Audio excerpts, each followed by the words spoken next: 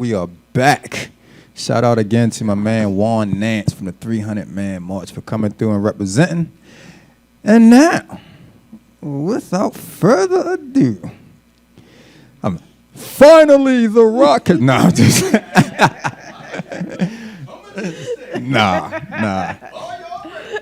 This is the homie right here, man, from Preston Street, man, and yes, the woman that she has, as the shirt says, evolved into has been absolutely amazing. The evolution has been amazing, man.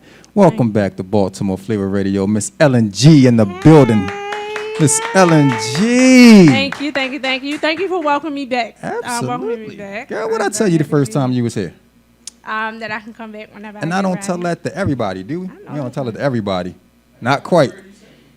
Not quite everybody. We say it to a lot, but not quite everybody. You got to be special to be invited back, man. Like if you coming to promote parties and you don't want to be on camera and talk on the mic, then you can't come back to, Baltimore Flava Radio. By the way, I was getting ready to say the number, but I don't know the number, so never mind. It's right there. I'm going to learn it when. Oh. It's in red. Also, if you would like to talk to us or our guest, Miss Ellen G, call the number 404-436-1277. Again, the number is 404-436-1277. Call in and tell us the next songs that you want to hear on the Diamond K mix.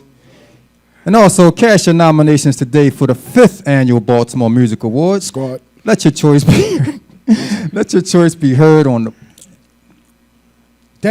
Let your choice. Come on, Floyd. Let your choice be heard, Baltimore. In Baltimore. And let your voice be heard, Baltimore. In 13 categories. Let your voice be heard, Baltimore. I got it now. I thought it was. Yeah, that's Floyd. In 13 categories, as you decide the winners for the red carpet event, visit BaltimoreMusicAwards.com and cast your vote before September the 19th. And you might want to select Baltimore Flava Radio as the best internet radio show. Do it. Damn it. Do it. Ellen G. Yes, sir. Black Money Matters. Yes, absolutely it does. Absolutely it does. So, in the wake She don't want to advertise, so she took the label off. I got you. Oh, y'all. No, that's not. They not paying me. Right, they not paying me to be here. No, so everybody is acutely aware of all of the things that have been happening involving police-involved murders of black people across the country. And in one way or another, all of us are or have been impacted in some kind of way by it. When the whole Sandra Bland thing happened, actually Sandra Bland / Kendra Chapman, because Kendra's story kind of got overshadowed by Sandra's story. But when her story happened, I remember sitting on the edge of my bed and I'm not like I can be emotional, but I'm not. Not you. No. Yeah, listen. No. Listen. Not you. But I'm not the boohoo tears kind of emotional woman. And I sat on the edge of my bed and I actually shed tears behind what happened to the two of them, because I'm thinking to myself about how it's horrible to have black men murdered at the hands of the police, and how much more horrible as a woman for me to see situations where women die in police custody. So I'm sitting there and I'm thinking to myself, like, we have to do something. And when I say we, I meant I. And I had to figure out what it was that I could do to help create a movement that would impact not just the police brutality culture in our country, but just the culture of our country and the way that black people are treated, period. So one thing that I realized a long time ago is that in America, they understand two languages very, very clearly. One of them is violence, and the other is money. Now, when we think about black people fighting for their rights. In my opinion, and as a woman with children, it's impractical for us to grab our guns and start running in the street blazing, all other kind of stuff. So I was like, what's a more intellectual strategy that we could use that would be impactful? And that was to fight with our money. I did some research and found out that in 2016, black people are expected, and they use the word expected, to spend $1.3 trillion. $1.3 trillion. So in their minds, they don't have to do anything differently. They can treat us any way they want to treat us because they know that we're going to spend the money regardless. Still going to cop them Jordans. We still going to buy the Jordans. We still going to put the rims on the cars. We still, going to go to the movies every Friday. We still going to pop bottles. Nothing is going to change. We're going to go out. We're going to march in the streets. Everybody is going to get fired up. And then once that energy dies down, then it's business as usual. And so my thing is, how can we get people to understand that in America, your money speaks for you in a way that your skin can't? So what would happen if we galvanize as a people and take back a significant percentage of that $1.3 trillion? Number one, funnel it back into our communities to build our communities up. And number two, to show them, all right, y'all want to run around killing people and all that other kind of stuff.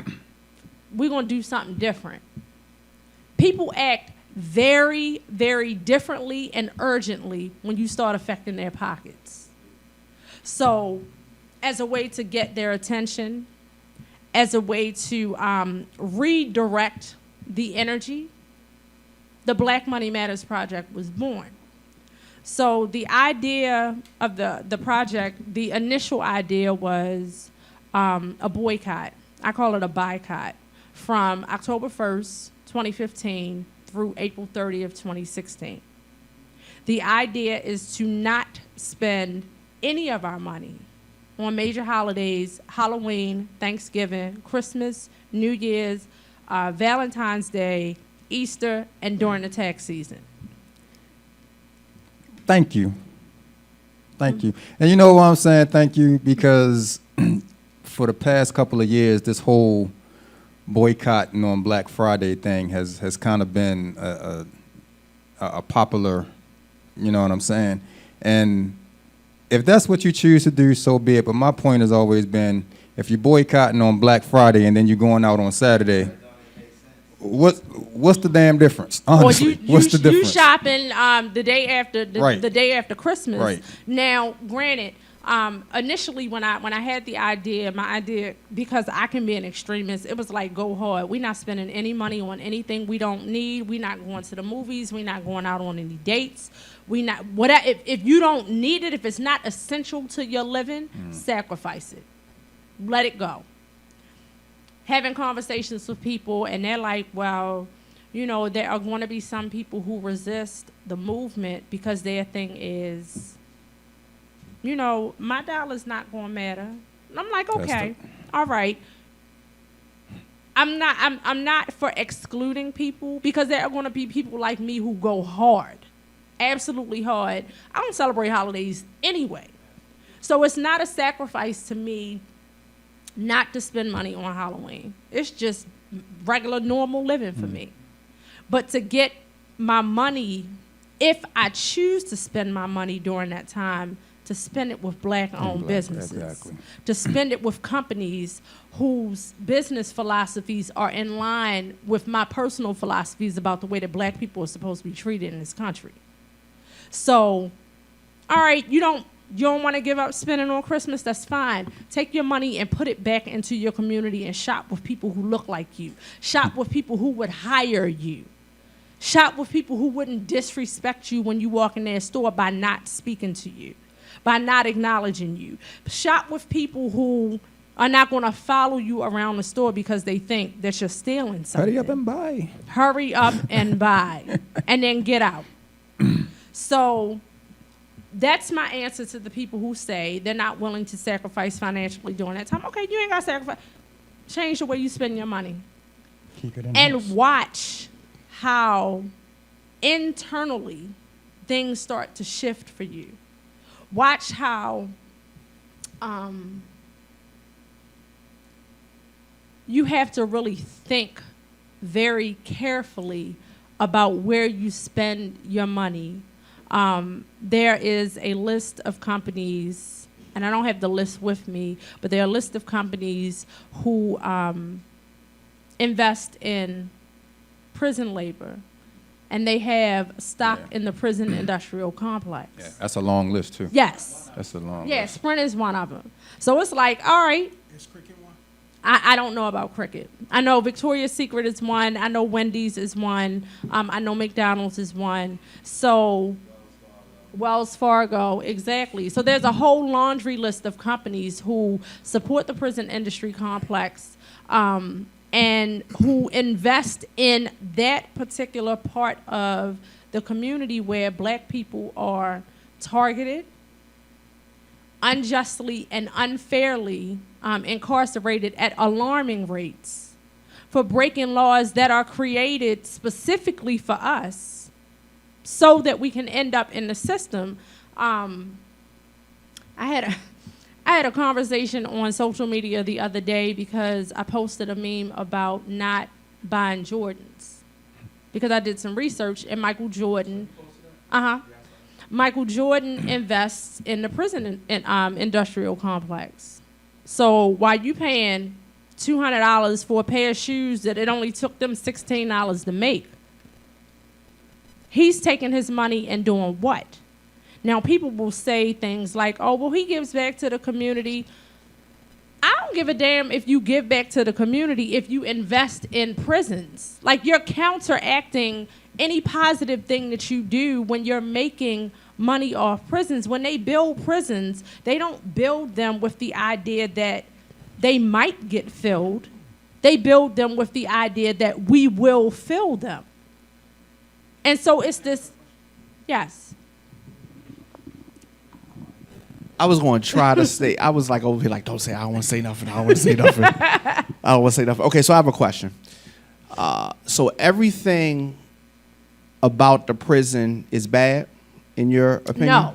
Because aside from our brothers and sisters that are there unjustly, there are some people that need to be there. I agree. And while it is easy for us to demonize a company that puts money into this because we're looking at it from the standpoint of our friends, brothers, sisters, you know, fellow citizens that are incarcerated, if we look at it, the whole picture, if we can, I think that the bigger fight should be for us to keep us out of those situations as much as possible and then try to change and get people in power out of power.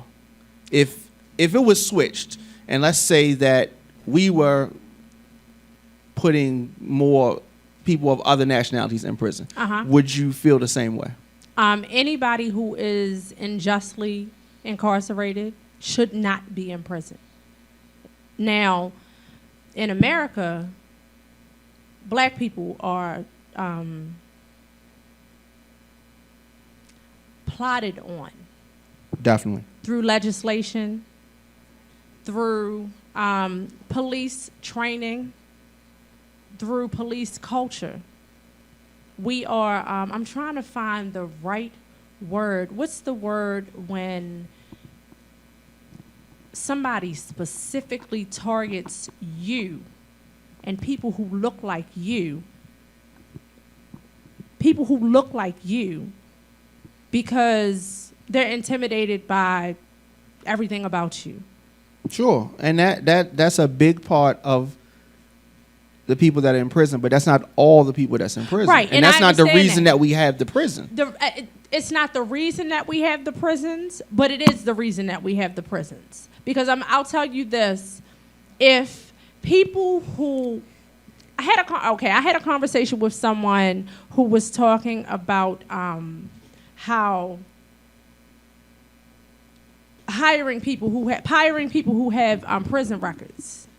I said the difference between a person with a prison record versus a person that doesn't have a prison record could be a real good lawyer, because you can break the law, and if you have a good enough lawyer, you will walk away without a prison record. You could not break the law and not have a good lawyer and walk away with a prison record that affects you for the rest of your life. So, what ended up? No, I didn't see the She got sentence. sentenced to every other week. She gonna be in, like, every other week she'll be in, or every other weekend. I'm sorry, she'll be in jail. I didn't even know they can do that. I didn't know they can do that. Yeah, they can do whatever they want. she loses every other weekend. So, but to speak to your point, yes, prisons are necessary for people who break laws that are just across the board, that apply to everybody. Should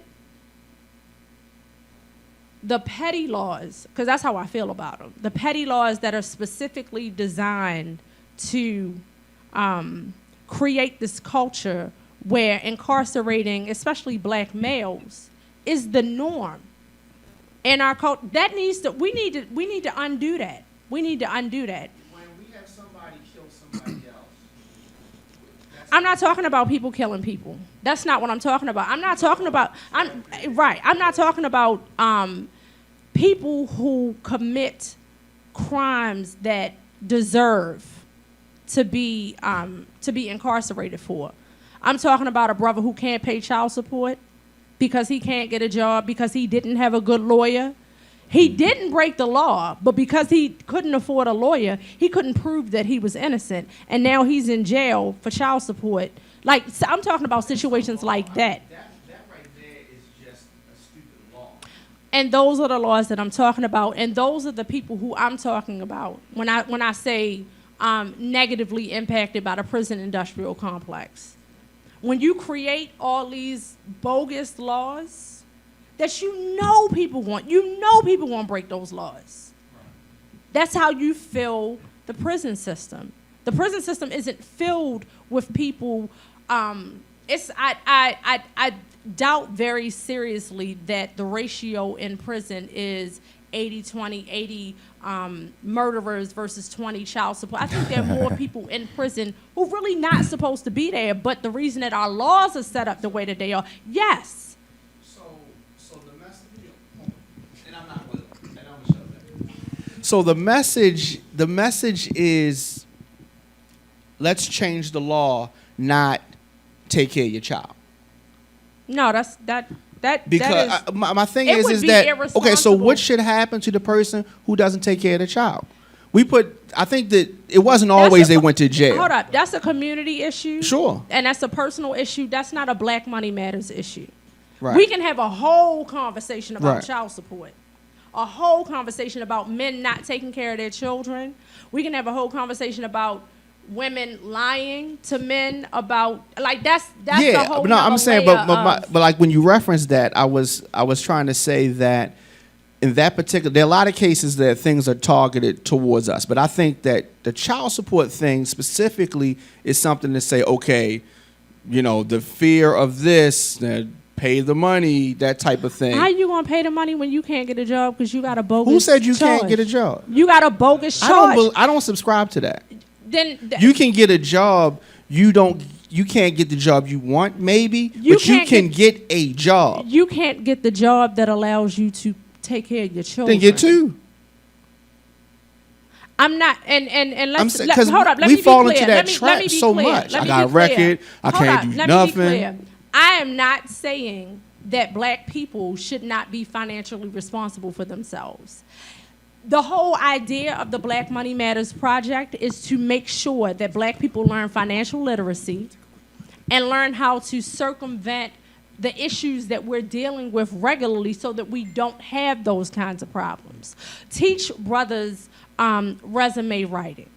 teach brothers interview skills, things that they need, networking, so that they can get jobs, so that they can, so that they don't have to worry about the fact that they got a bogus charge on their, you know what I mean? So it's not, it's not absolving people from their responsibility in their lives. It's nothing like that. All right, you so got- what I you was got, about to say Ron? what we What you gonna got, do. Ron? We're gonna feel take like- a quick break. We're gonna take a quick break because Brother Juan is over here like literally about to jump out the chair. He wants to get in this. He wants to get in this so bad. This, Number 3. Hold on, Juan.